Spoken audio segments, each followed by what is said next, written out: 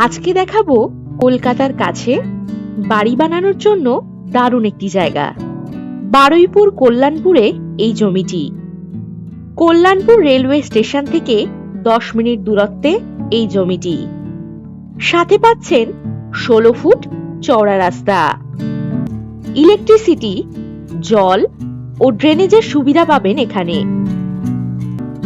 এই জমি থেকে 5 মিনিট হাঁটা পথে পাবেন স্কুল, বাজার, ব্যাংক ইত্যাদি।